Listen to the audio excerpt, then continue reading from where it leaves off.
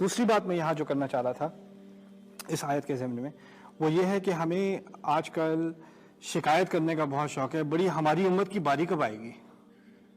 اس کا جواب بہت خوبصورتی سے دیا جا رہا ہے کہ یہ امت مرحلوں سے گزرتی ہے، اور ہر مرحلے میں جب بہتری ہوتی ہے چاند کی، وہ کیسے ہوتی ہے؟ زیادہ سے زیادہ سورج کی روشنی اس پر پڑ رہی ہوتی ہے، جتنی زیادہ پڑتی ہے اتنا وہ بڑا ہوتا چلا جاتا ہے، جتنا وہ سورج سے ایکسپوز ہوتا ہے اتنا زیادہ روشنی آتی ہے۔ اگر آپ کو امت کی حالت بدلنے کا اتنا شوق ہے تو امت کو روشنی کی ضرورت ہے، کیونکہ امت کی مثال چاند کی مثال ہے، چاند کو روشنی کی ضرورت ہے، چاند روشنی کے بغیر بڑھتا نہیں آگے۔ اور وہ روشنی کہاں سے آتی ہے؟ سورج سے آتی ہے۔ وہ سورج کس چیز کی مثال ہے؟ نبی اور اس کے دیے ہوئے قرآن کی۔ جب تک اس امت کا تعلق نبی سے اور اس کے دیے ہوئے قرآن سے گہرا نہیں ہوگا، روشنی آگے نہیں بڑھے گی، حالت نہیں بدلے گی۔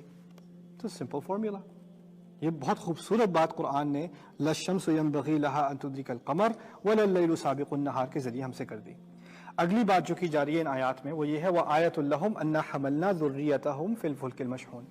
ان کے لیے مزید آیت یہ ہے کہ ہم نے ان کی اولاد کو ان کی خاطر بھری ہوئی کشتیوں میں ڈال دیا۔ المشحون المملوء، عربی میں کہتے ہیں بھری ہوئی، پوری بھری ہوئی، لوڈڈ شپس۔ اور یہ نہیں کہا انہیں ڈالا ہے، ان کی اولاد کو ڈالا ہے۔ اس کا ہدایت سے کیا تعلق ہے؟ وَآيَةٌ لَهُمْ أَنَّا حَمَلْنَا ذُرِّيَّتَهُمْ فِي الْفُلْكِ الْمَشْحُونِ۔ اس میں کچھ نے تو کہا ہے کہ یہ پہلی کشتی کی طرف اشارہ ہے، یعنی نوح علیہ السلام کی طرف اشارہ ہے کہ دیکھو انہوں نے انسان کی اولاد، تمام اولاد، وہ تو نوح علیہ السلام کے جو سروائیور تھے انہی سے نکلی ہے نا، اور وہ پہلی اولاد تھی جس کو کشتی میں ڈالا گیا۔ اس کے بعد جتنی کشتیاں بنی ہیں، جو رزق کے معاملے ہوئے ہیں، وہ تو اسی کی وجہ سے ہوئے ہیں۔ وَاصْنَعِ الْفُلْكَ بِأَعْيُنِنَا، اس کشتی کو ہماری نظروں کے تحت بناؤ۔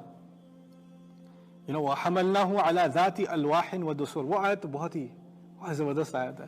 وَحَمَلْنَاهُ عَلَى ذَاتِ أَلْوَاحٍ وَدُسُرٍ، ہم نے اسے پھٹے اور کیلوں کی بنی ہوئی چیز پر بٹھا دیا۔ الواح و دسر، الواح کہتے ہیں پھٹوں کو، دسر کیلوں کو۔ کشتی بھی نہیں کہا اسے، کہنے کا مقصد یہ ہے کہ جب چاہے ڈبو دے اسے، ہے کیا ہے؟ پھٹے اور کیلے ہی تو ہیں، لیکن ہم نے اس پر اسے چڑھا دیا۔ کہنے کا مقصد یہ ہے کہ جب آپ اولاد کو کشتی پر ڈالتے ہیں آپ کو فکر لگی رہتی ہے کہ ڈوب نہ جائے، یہی ہوتا ہے نا۔ اب ہمیں بتایا جا رہا ہے وَنَكْتُبُ مَا قَدَّمُوا وَآثَارَهُمْ، ہم لکھ رہے ہیں کون سی چیز وہ آگے بھیج رہے ہیں، کیا چیز پیچھے چھوڑ رہے ہیں۔ آپ اولاد کو آگے بھیج رہے ہیں، اب اس اولاد کو آپ کا صدقہ جاریہ بننا ہے، اس اولاد کے مستقبل کی وجہ سے ہی بھیج رہے ہیں نا۔ اگر مستقبل کی فکر نہ ہوتی کوئی نہ بھیجتا کہیں بھی، مستقبل کی فکر ہوتی ہے، اور اسی کے بارے میں کہا جا رہا ہے اگر تمہیں اس مستقبل کی اتنی فکر ہے، اپنی اولاد کی اتنی فکر ہے، تو سوچو ان کا اس کے بعد بھی تو ایک مستقبل ہے، تم بھی ایک کشتی پر ہو، تم بھی ایک سفر پر ہو، وہ بھی ایک منزل تک پہنچ رہی ہے۔ اِنَّكَ كَادِحٌ إِلَىٰ رَبِّكَ كَدْحًا فَمُلَاقِيهِ، تم مانو یا نہ مانو تم اپنے رب کی طرف کھچے کھچے چلے جا رہے ہو، تمہیں اس سے ملاقات کرنی ہی کرنی ہے، اس ملاقات کو اوائڈ نہیں کیا جا سکتا۔ فَمُلَاقِيهِ، تو اپنی اولاد کی جس طرح فکر کرتے ہو اپنی اولاد کی اور فکر بھی کرو، اس کی آخرت کی فکر بھی کرو۔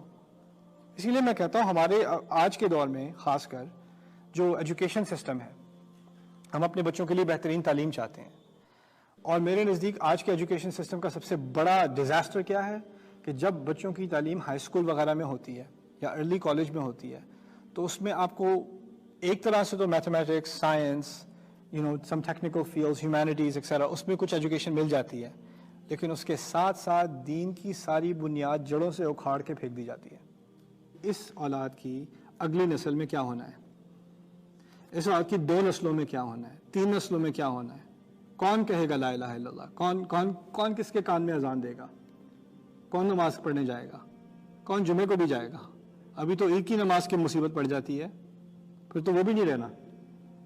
تو یہ ایک آگے کی سوچنا کہ ہم نے اپنی اولاد کو کیا دیا ہے۔ دوبارہ میں نے پہلے بات کی تھی آپ سے، سب سے اہم تعلیم اسلام کی اس وقت کیا ہے؟ میں مسلمان کیوں ہوں، اسلام کیا ہے وہ بات کی بات ہے، اسلام کیوں مانا جائے اسلام، وہ پہلی بات ہے۔